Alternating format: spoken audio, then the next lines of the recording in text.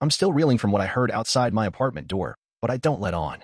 Sarah and Nathan are acting like nothing's up when I walk in, groceries in hand, milk still dripping from a torn back. Nathan sprawled on my couch, flipping through channels on my TV, while Sarah's in the kitchen messing with her phone. I drop the bags on the counter, maybe a bit louder than necessary, and say, "Hope you didn't drink all my beer." Nathan smirks, doesn't even look up, just mutters, "Chill, man." Sarah glances at me, but her eyes dart back to her screen. The air's thick, like they're waiting for me to snap, but I'm not giving them the satisfaction. I grab a beer, head to the balcony, and start tinkering with my Mustang's carburetor, anything to keep my hands busy and my head clear. Truth is, I'm pissed. Nathan's always had this thing where he's gotta prove he's better than me. Growing up, he'd take my toys, my friends, even my spot at the dinner table, just to mess with me. Mom called it sibling rivalry, but it's more like he can't stand me having anything he doesn't. And Sarah? She's been off for weeks, snapping at me for leaving tools around, staying late at her job, or so she says. I thought it was just stress, but now I'm seeing the pieces fit together. Last month, I caught Nathan sending her dumb car videos on her phone, and she'd laugh like it was the funniest thing. I didn't think much of it then, but now it's screaming red flags. I stay out on the balcony for a while, letting the evening cool me down. My phone buzzes, another group chat notification, probably Jake sending some dumb meme. I ignore it. I'm thinking about what they said, how they're planning to push me out. Sarah's not on the lease, thank God. I never got around to adding her name because she kept saying she'd deal with it later. Nathan's got no claim to my place either, but he's acting like he owns it, leaving his jacket on my chair, eating my leftovers. I'm not dumb. I know they're testing how far they can go. Part of me wants to barge in, call them out, but that's what they expect. They want me to look like the bad guy, the overreacting one. Nah, I'm smarter than that. I head back inside, and Nathan's gone.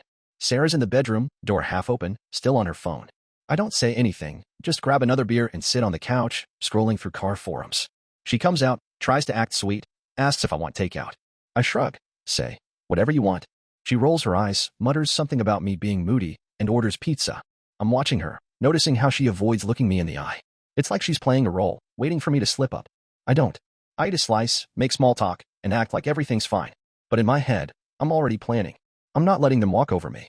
I've got a lockbox at my parents' place with some cash and important papers, stuff they can't touch. Tomorrow, I'm calling my landlord. I'm done playing nice, but I'm not gonna blow up yet. I want them to think they're winning, right until they realize they've lost. The next morning, I'm up before the sun, coffee in hand, sitting on my balcony with the Mustang's hood open, pretending to mess with the spark plugs. Really, I'm just trying to keep my head straight. Sarah's still asleep, or at least she's holed up in the bedroom, probably texting Nathan. Last night's pizza boxes are still on the counter, and I notice one of my beers is missing from the fridge. Nathan's work, no doubt. He's got a habit of helping himself. I'm not confronting anyone yet, though. I want to know how far this goes, how long they've been scheming behind my back. My gut's telling me this isn't just a one-off conversation I overheard. I head inside, grab my phone, and start digging.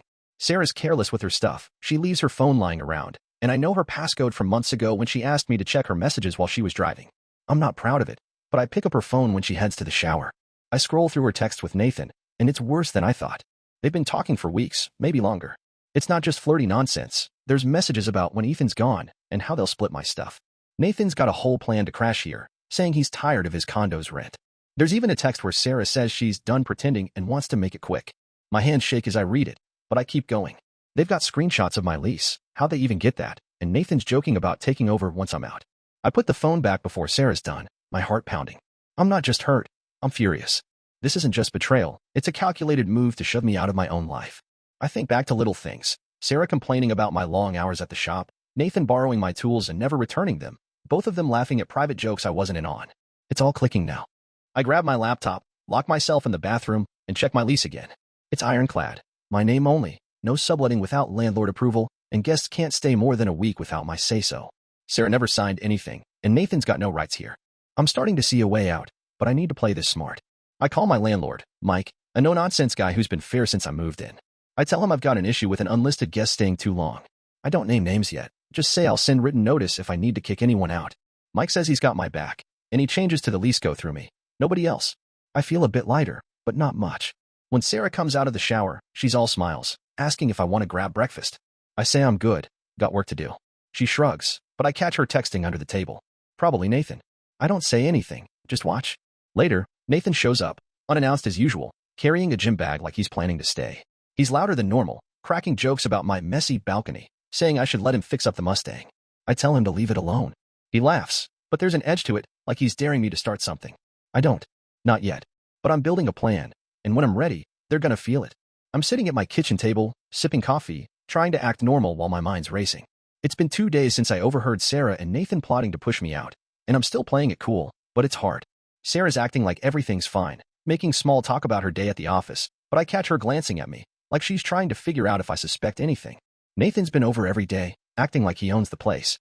Yesterday, he left his sneakers by my front door and ate half my leftover wings without asking. I wanted to shove him out right then, but I'm holding back.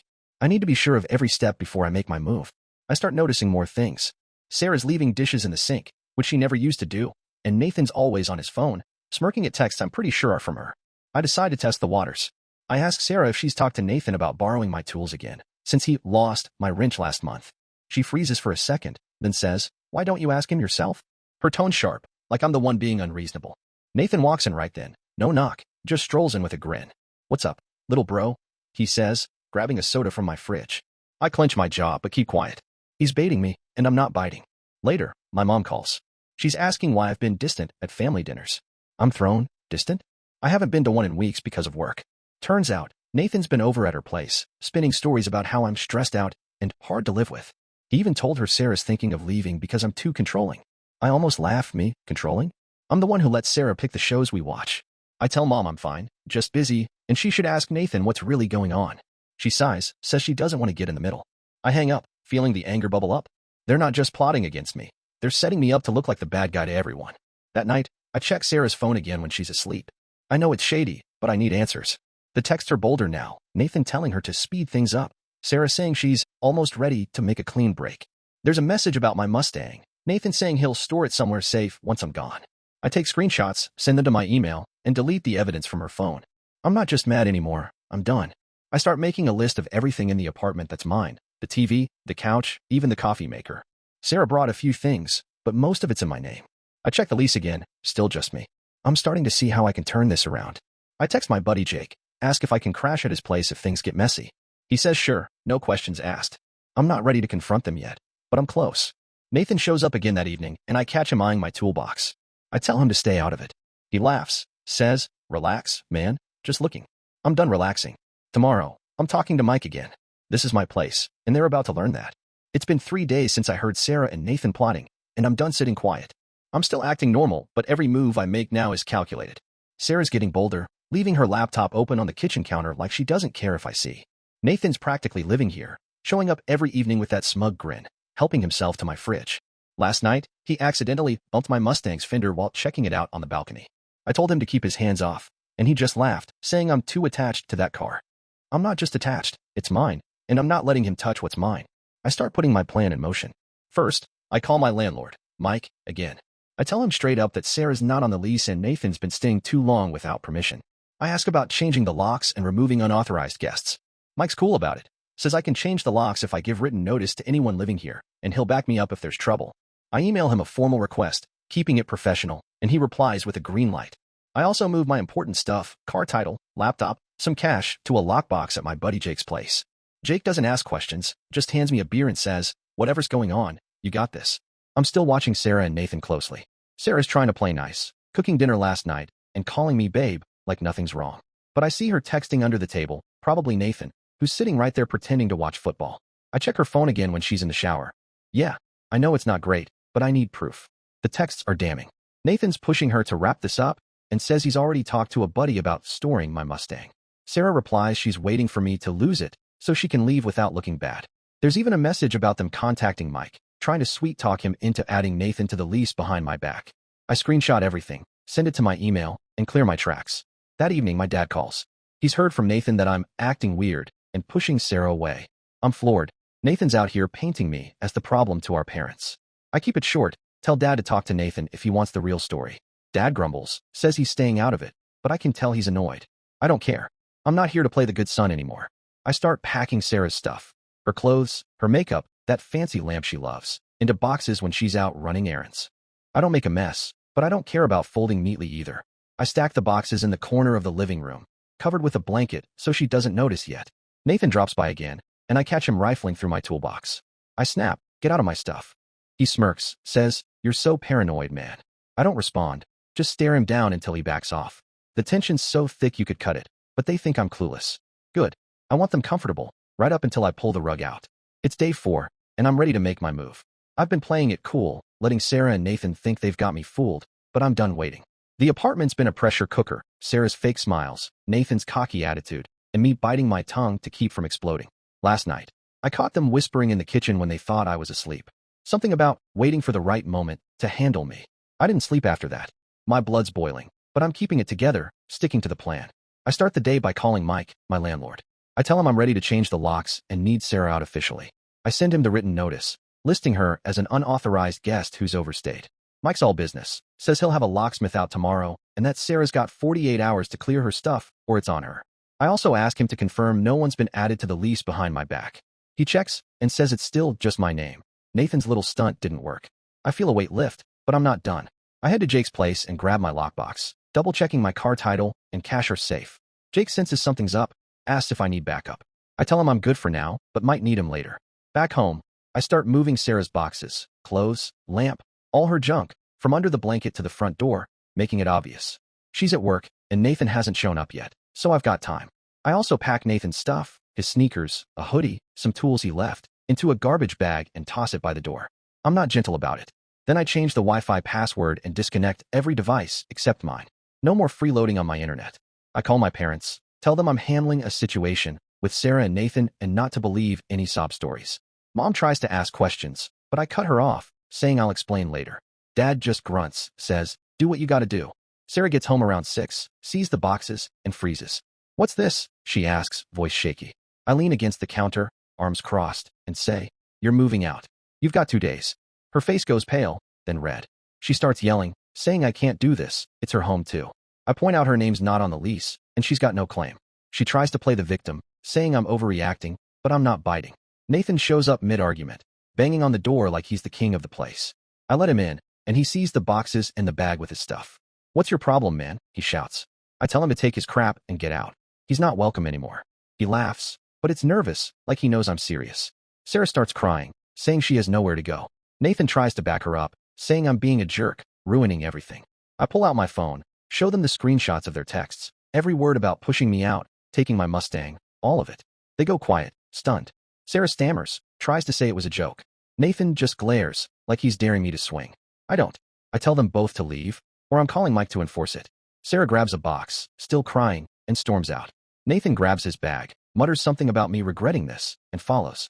The door slams, and for the first time in days, the apartment's quiet. I sit on the couch, crack a beer, and feel the tension start to fade. They're not done yet. I know they'll try something, but I'm ready. It's been a week since I kicked Sarah and Nathan out, and the apartment's finally starting to feel like mine again. The locksmith came the day after our blow-up, and Mike, my landlord, made sure everything was legit. Sarah's stuff is gone. She came back the next day with a friend to grab her boxes. No drama this time. She didn't say a word, just loaded up and left. Nathan tried showing up once, banging on the door, yelling about how I'm tearing the family apart. I didn't open it. I told Mike to keep an eye out, and he said he'd handle any trespassers. Nathan hasn't been back since. My phone's been a war zone. Texts, calls, voicemails from Sarah, Nathan, even some of Sarah's friends I barely know, begging me to talk it out. Sarah left a long voicemail, crying, saying she didn't mean for things to go this far, that Nathan pushed her into it. I deleted it without responding. Nathan's been texting from new numbers, calling me a coward, saying I owe him an apology. I block everyone. My parents got pulled into the mess, of course. Mom called, upset, saying Nathan's crashing at their place and spinning a story about me overreacting. I sent her the screenshots of his text with Sarah. She went quiet, then said she'd talk to him. Dad just texted, handle your business, son. That's as close to support as I'll get from him. The weirdest part? Sarah's friend, Lisa, showed up at my work yesterday, all teary, saying Sarah's struggling, can't find a place, and lost a big project at her job because she's been a mess. She begged me to give Sarah a chance to explain. I told her, not my problem. She made her choice. Lisa looked shocked, like she expected me to cave. I didn't. I'm done being the nice guy who gets walked over.